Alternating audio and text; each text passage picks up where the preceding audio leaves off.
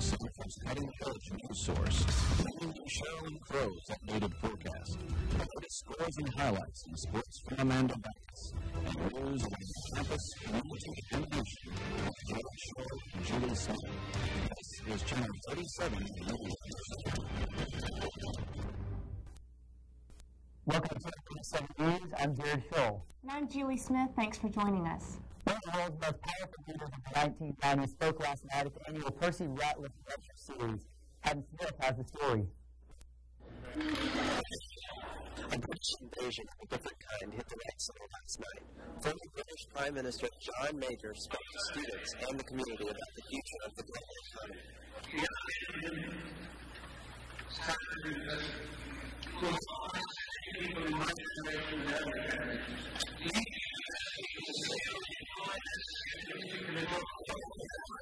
Please hear from students with John Major's comments on the future of world economics.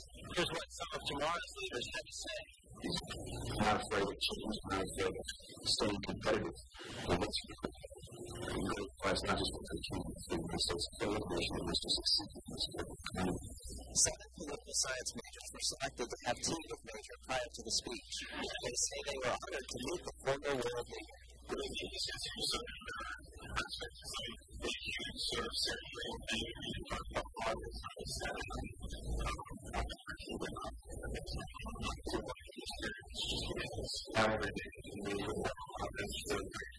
In an exclusive interview, Major told Channel 37 News that he hopes young adults will take an active role in their future.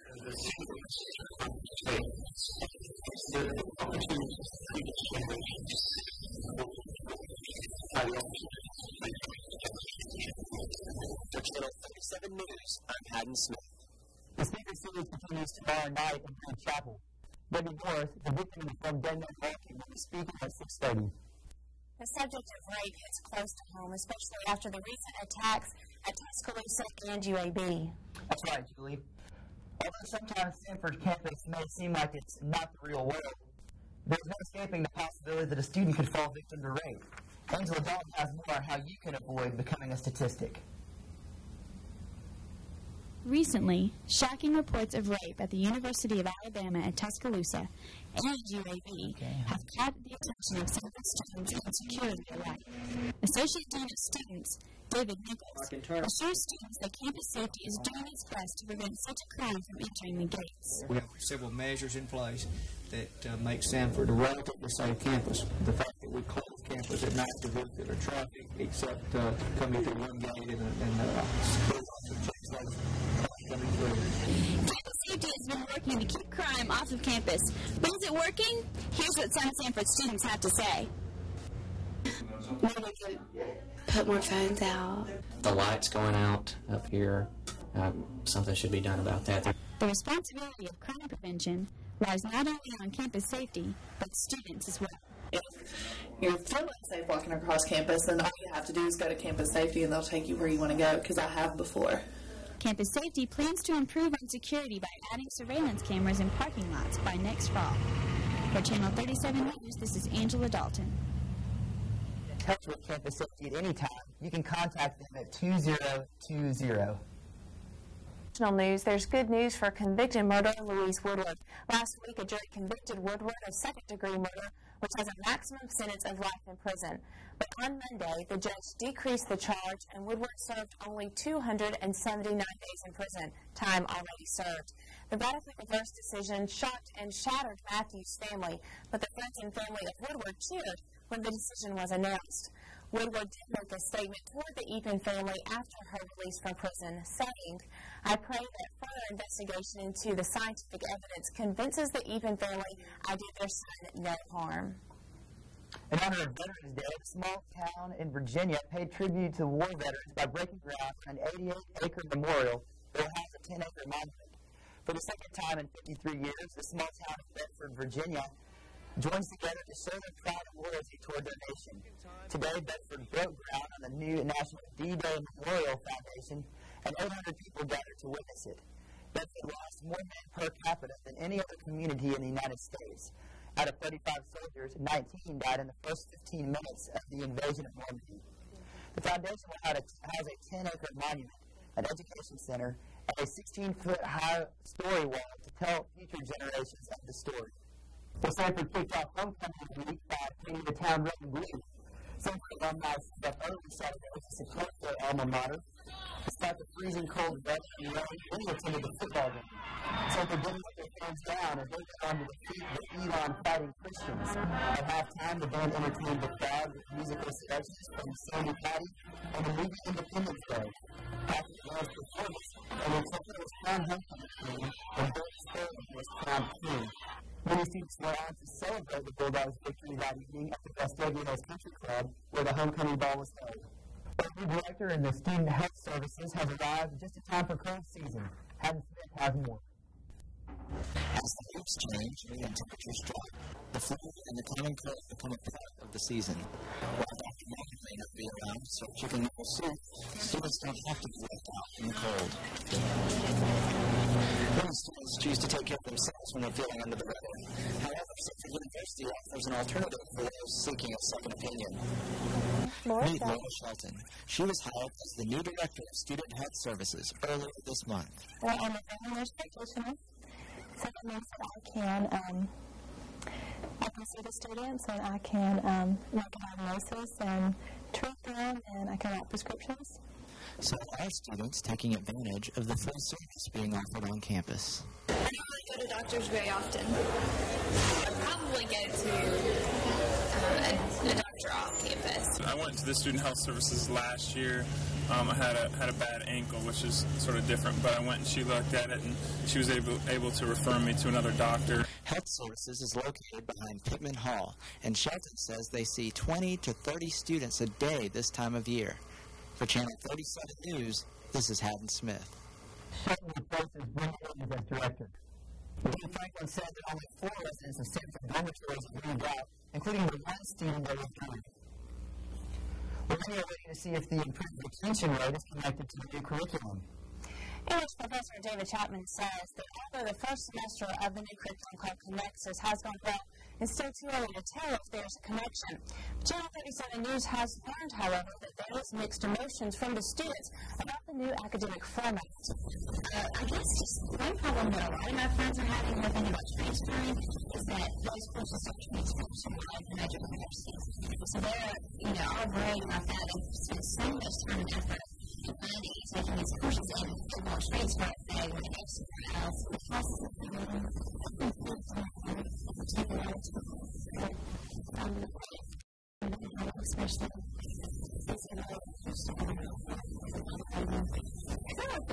especially besides such pressure.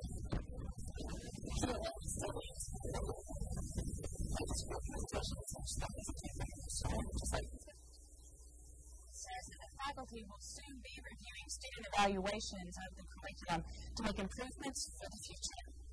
One of the world's most powerful leaders of the 1990s spoke last night at the annual Percy Ratliff Lecture Series. Haddon Smith has the story. A British invasion of a different kind hit the White Center last night. Former British Prime Minister John Major spoke to students and the community about the future of the British economy.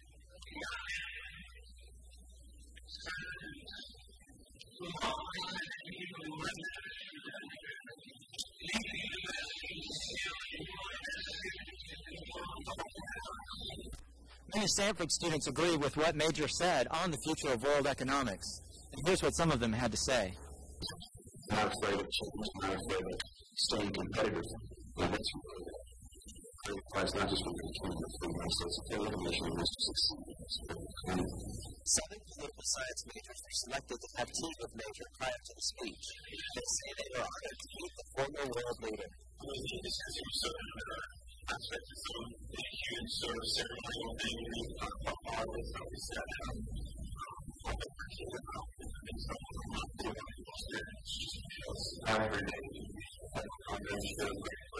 in an exclusive interview, Major told Channel 37 News that he hopes young adults will take an active role in their future.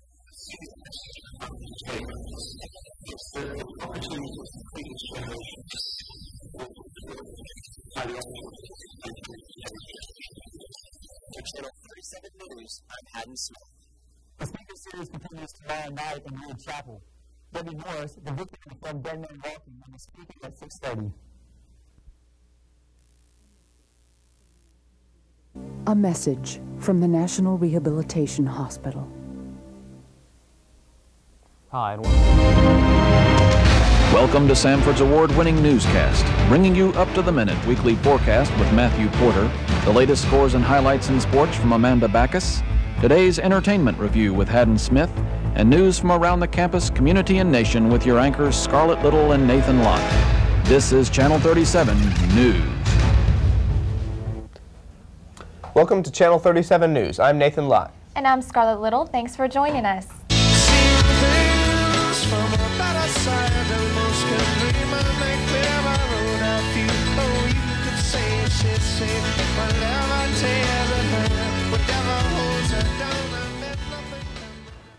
Well, the 1998 Step Sing competition has finally come to a close. Here's entertainment reporter Melanie McCoy with a look at Saturday night's results. This year's 1998 Step Sing Sweepstakes champion are the ladies of Alpha Delta Pi. That's right, the girls of 80 Pi were this year's big winners. Their show entitled The Magic of Winter not only won the coveted Sweepstakes Award, it also took first place in the women's division. Well, the women may have been hot, but the men refused to be left out in the cold. Sigma Chi walked away with a smile on their face after placing first in the men's division and winning the Participants' Choice Award for their Ode to the Dumped Road to Recovery performance. As for the mixed division, Samford Student Ministry danced away with first place for their show, Friends Forever. We asked a few of this year's winners to share with us their secrets of success. Here's what they had to say. What we like to do is we get in the chapter room and listen to Appetite for Destruction before we go out and get us all pumped up. So that's kind of a tradition we've been doing lately. So we did that tonight. Hope it works. Yeah, we do things that pump us up right before the show, get us excited about it, make it a sweepstakes kind of show. So to sum up this year's Step Sing, we learned that while it may not be cold outside, winter is still in season. If you're going to participate in the mixed division, go with a friend. And that Sigma Chi's do prefer boxers over briefs. For the Channel 37 News Entertainment Report, I'm Melanie McCoy. Alpha Delta Pi's victory Saturday marks the 6th time that the sorority has won the Sweepstakes Award. In other music news, the 40th annual Grammy Awards are ready to be presented, this year's Best Musical Artist. The Grammy nominations are on tonight on CBS at 7. That's Channel 22 if you're watching on campus. Be on the lookout for Paula Cole. Her album, This Fire, has 7 Grammy nominations, and it's a pretty good bet that she's going to walk away from the ceremonies tonight with some Grammy gold. And a look at local news. Have you seen this all-too-familiar face recently? Hello, me lovelies. I need a job. That's right, one of Birmingham's most popular DJs, Luca, burst into tears Monday as she was unexpectedly fired along with her producer, Nikki Stewart, who was also a DJ for WRAX. General Manager Dave Rossi has taken her place as the morning show DJ until a replacement is found for her. Let's now take a look at this week's top 5 grossing movies. He got involved with that whole East Coast, West Coast thing, and being that he is from Chicago, they both banged on him. So maybe we can go out for coffee sometime. All right, yeah. Maybe we could just get together and eat a bunch of caramels. Oh, this is beautiful. It's hard to believe we have a typhoon 1,000 feet above our heads. Sure that you're in the middle of a nervous breakdown? Whoopity-doo! I'm the king of the world! Welcome to this week's Entertainment Report. Well, spring break may just be a few weeks away, but if you're anything like me, you're probably in need of some vacation time right now. Well, here are a few places you might want to check next time you decide to escape the bubble. Studying gotten the best of you? Well, then maybe it's time to close the books and hit the open road. Birmingham offers a variety of late-night entertainment spots just waiting for students to come and visit. For those of you seeking a casual getaway, look no further than O. Henry's. Located in Homewood, this coffee shop provides the perfect atmosphere for a nice chat with some friends or just a quiet cup of coffee. Thursday night is really louder time, and I think being rainy like it is tonight is keeping people at home, which is more powerful for me. If a late night retreat is what you need, try Monier's Deli. Monier's is a great place to take a twilight hiatus since they're open till 1 in the morning on weekdays. It's a place to go late at night if you need something to eat, and you don't have to worry about getting kicked out. It's not too expensive. It's pretty good food. So. Students looking to get rid of some excess energy may want to try the Studio. One of 5 Point's most popular clubs, the Studio is a terrific place for students to relax and enjoy a night on the town. So if you need food, folks, or fun, don't look for the Arches, but open your eyes to what the Magic City has to offer. For the Channel 37 News Entertainment Report, I'm Haddon Smith. Now, if you do plan on going to the Studio, don't forget to bring your driver's license. A valid ID is required to get in. Well, I'm not even going to try to come up with a new way to introduce this next piece because, frankly, I'm afraid they've all been taken up. I will say one thing, though, Titanic. Last weekend, the disaster epic surpassed Jurassic Park as the top-grossing film in film history, with $914 million in ticket sales to date. Titanic is expected to exceed Star Wars' record of 461 million U.S. ticket sales sometime this month. The film has already topped 427 million domestically and is a strong contender for the Best Picture Academy Award. Titanic shows no signs of sinking at the box office. Well, this year's Grammy Awards celebrated the year's best musical artist and gave a few participants more than they bargained for. The 14th annual Grammy Awards were held last Wednesday at Radio City Music Hall and included several unexpected performances, one by a ranting ODB of the Wu-Tang Clan who interrupted Sean Colvin's acceptance of the Song of the Year award for Sonny Came Home. Also, an unidentified dancer mounted the stage during Bob Dylan's performance with the words "soy bomb" written on his chest. Nevertheless, Dylan netted 3 awards, including Album of the Year. Other big winners: Paula Cole won Best New Artist, Sarah McLachlan won Best Female Vocal, Elton John won Best Male Vocal for Candle in the Wind 1997, and R. Kelly won Best R&B Song, I Believe I Can Fly. Despite the second lowest rating CBS has received since running the event, this year's ceremonies made it all the way to the number 10 spot in last week's viewers' TV polls. By the way, that was the 40th annual awards. I believe I said 14th. I don't know where I get these numbers from. A lot of numbers.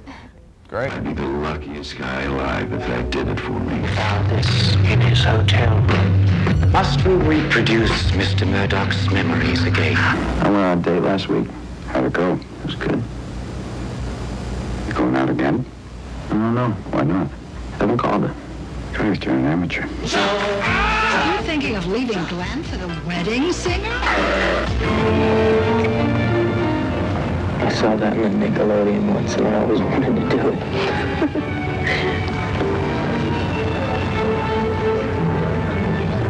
Welcome to this week's Entertainment Report. Well, if you're tired of going out for the typical dinner and a movie Friday, Friday holds a variety of events that are sure to entertain you. The fun starts at 3:30 when Samford hosts the encore performance of The Passion.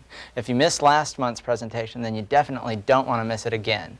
The play will be held in the Ben Harrison Theater, and this time the tickets are free. If you're in the mood for some late-night entertainment, then head on over to the 5 Points Music Hall, where not one, but 2 of Samford's most popular up-and-coming bands will be decking the hall. Fish Tank Jonah and Tamberlane are set to take the stage at 10, and admission's only $5. Channel 37 News has highlights from the concert, next week's show, as well as interviews from both bands. Los Angeles hosted the 4th annual Screen Actors Guild Awards Sunday night, honoring some of the best in movie and television industry. Some of this year's winners include Robin Williams, who won Best Supporting Actor for his role in Good Will Hunting. As Good as It Gets star Jack Nicholson won for Best Actor in a Motion Picture, and his co-star Helen Hunt also took home a statuette for Best Female Actor in a Motion Picture.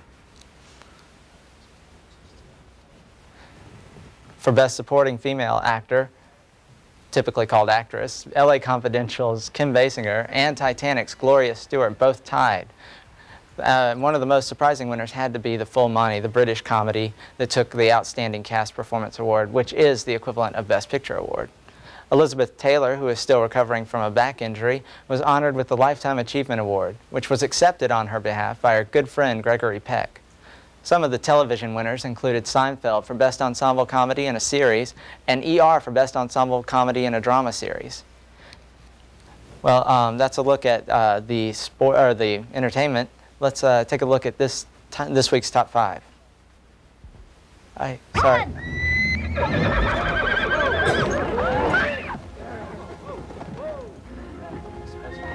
Harry, my wife is never going to sleep with you anyway. You might as well come up here and play cards. You guys are off to a great start, don't you think? I mean, Cindy showed up, so right away, Scott, you got to be pretty psyched, right? You have to believe me. I did not do what they said I did. Are you ready to go back to Titanic?